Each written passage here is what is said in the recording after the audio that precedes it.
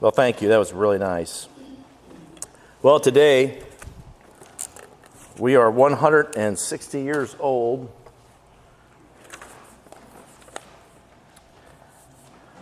Can you fathom how long that is? 160 years? James Buchanan was president when this church started. This church started, get this, 2 years before the Civil War started. This church started pre-Civil War. Think about this. When this church started, there was no running water. There was no electric. There were no automobiles. There was no air conditioning. This might be a blessing. There was no internet. There were no cell phones. There was no television. And I thought of this one. 160 years ago, to listen to music, you had to listen to live. Somebody had to literally play live music. There were no DVDs or CDs or anything like that. And here's what I also thought of. The Wild West wasn't even wild yet. 1859. Today, in 2019, the life expectancy for a woman is 81. The life expectancy for a man is 76. Do you know what the life expectancy of a person in 1859 was? 42. Danny, you and me, we're past due. Such a different world. Today, we have Jim told me both parking lots are full. We have handicap parking. Back in those days, there was a hitching post with horses hitched to them. Okay?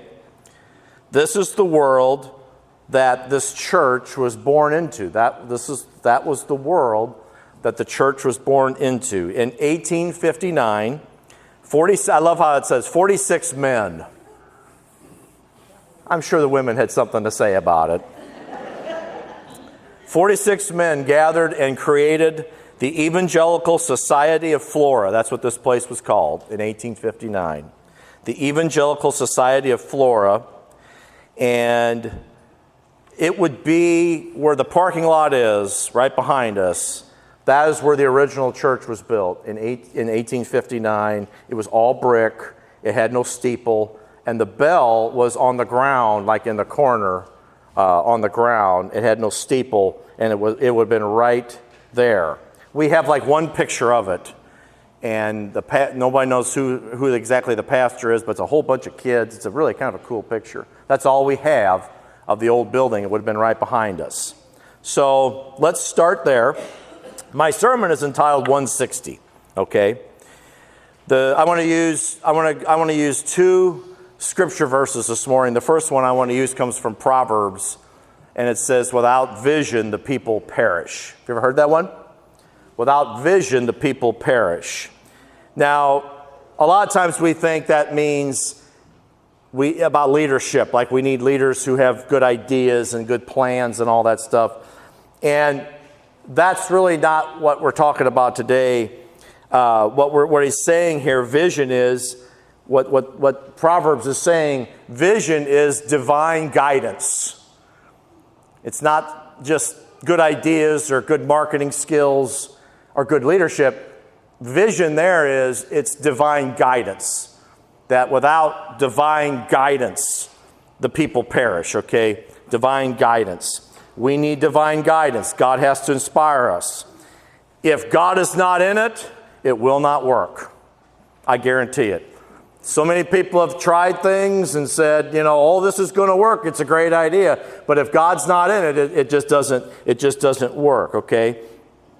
160 years old, it's a really big deal, and here's why. I think this is a huge deal that we're 160 years old, is because, and there's nothing wrong with this. I have no problem with this. It's however people like to do things, but a lot of people like the more modern churches now. They like the more modern churches. They don't really look like church. They don't look like a church building. It's more modern. They have fancy chairs. They don't have pews. They have the fancy chairs. And I saw one on TV. The band was playing and smoke was coming They had a smoke machine, and smoke was coming out of it, for the worship service. And that's fine. There's nothing wrong with that. Because the pastor comes out to preach, and he's this really hip, cool looking guy dressed up with these really cool clothes and skinny jeans, and he preaches the sermon. He preaches the sermon. And you know what I thought? Remember when I was hip and cool? 20 years ago, anybody remember that? Remember when I was hip and cool? You know what I thought? Now I'm always cold and my hip hurts.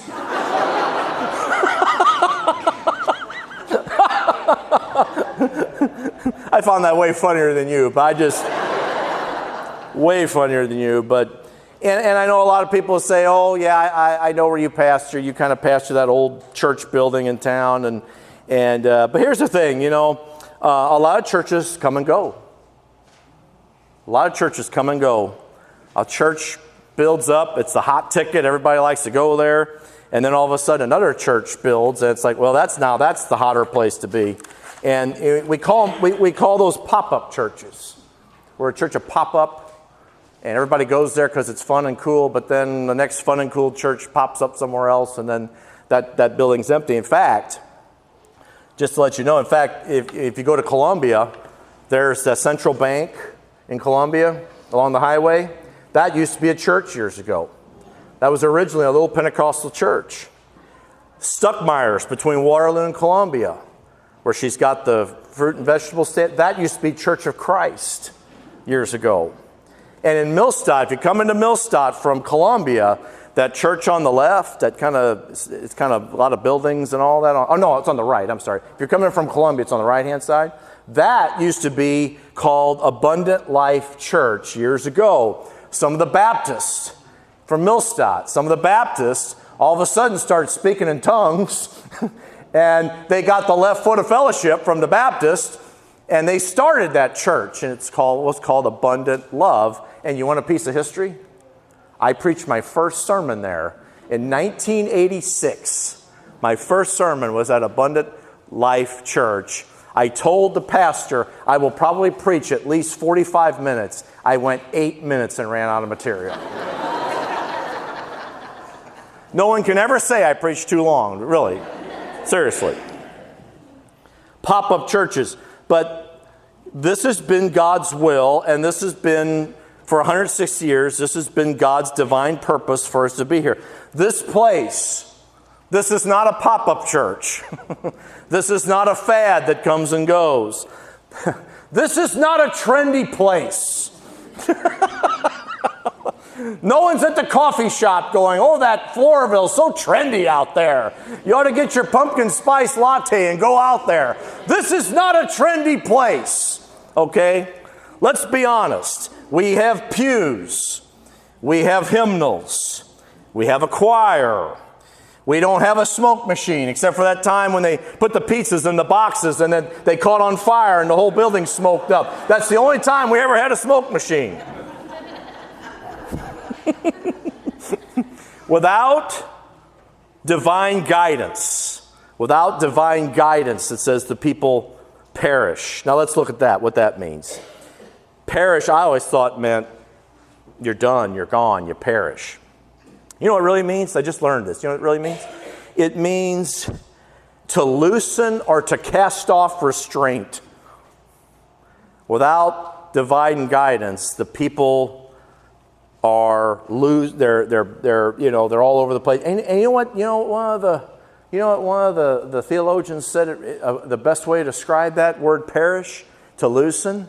It's if like a woman has really long hair and she's got all, what do you call that? Put up? A dude up? You can tell I flunked out of beauty school. It's as if it'd be like Mickey being out in the wind with her long hair, and her long hair kind of, all over the place. That's what it means. Without divine guidance, or you too, Zoe, without divine guidance, you're like Zoe out in the wind. Her hair's going to be everywhere. Okay, it's going to be everywhere. In other words, it's all over the place. It's not organized. It's everywhere. And we've been doing that here for 160 years. In 1893, get this, the Women's Guild bought the property that this church is sitting on. The Women's Guild bought the property. So, Women's Guild, I'm waiting for you to make another purchase, okay? Can you buy this over here so I can fish? The Women's Guild bought this lot, or actually it was two of them, 2 lots. The Women's Guild bought them in 1893, and in 1894 they started to build the building, and they said the money came in so good and so quick that they built it as fast as they could. And get this, September 22nd, 1894 is when they dedicated this building. Guess how much it cost? Guess how much construction cost on this building? $4,433. How about that? Could you build this? Could you build something like this today for $4,400? Maybe a nice shed where I could park my 4-wheeler in. That'd be about it. They built this, but you know, in back, boy, just think 1894, $4,000. That's pretty good, wouldn't it? That'd be a lot of money back in 1894. They built this all for $4,344. And here we are today. Just think, thousands of baptisms, thousands of weddings, thousands of funerals, thousands of confirmations and anniversaries. And you know what? We're still here. We are still here. The stores are gone. The hotel's gone. Some of us ran the bars out.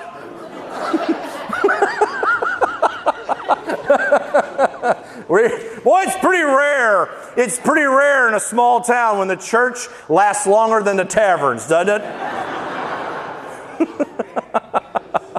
We're praying for Paderborn. Don't worry. We're praying for Paderborn.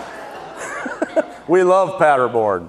Where else would we go to get a chicken dinner after Sunday? We love Paderborn. But we even ran the bars out of town. They're all gone, but we are still here. We survived, get this church has survived the Civil War.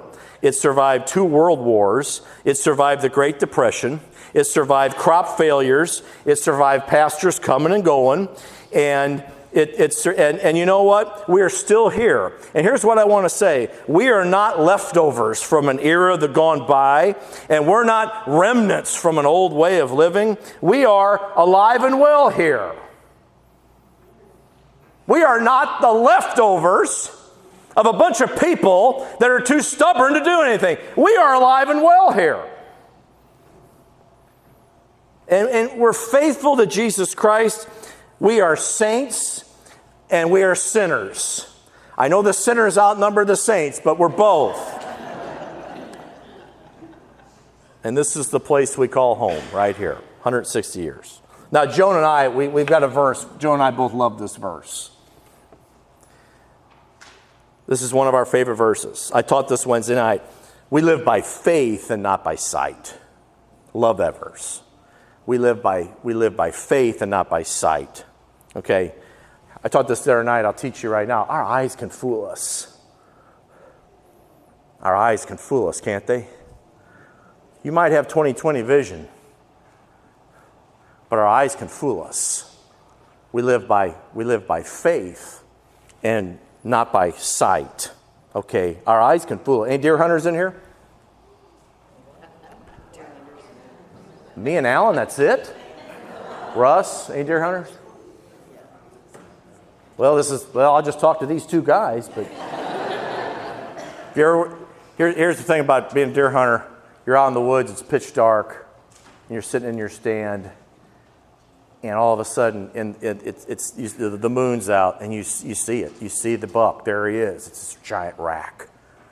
And you're thinking, there he is. All I got to do is be quiet for 10 minutes. Still shooting time. And I'm going to be at McDonald's by 6:30. And the processor by 7. Oh, look at the rack. And then it gets a little lighter, and it gets a little lighter, and guess what? It's a tree. It's tree branches. How many times tree branches have fooled me? If I had tree branches on my wall for every time I thought it was a buck, my wall would be full of tree branches. Your ears can fool you too, because oh, here he comes. It's a monster. It's a monster. He's behind me. And you turn around, it's a squirrel right there. It's a squirrel.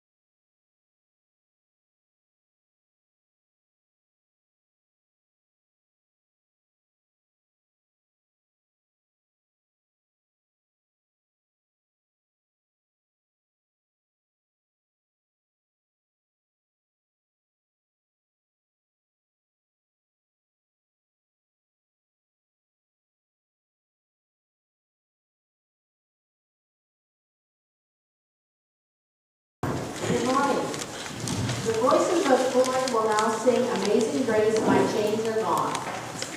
This music was purchased by Gladys Merriman in memory of Merlin. Merlin loved to sing and sang with the choir for many years. He was baptized, confirmed, married, and had his visitation here at St. Paul Church. We feel this would be the perfect time to remember him on Homecoming Sunday.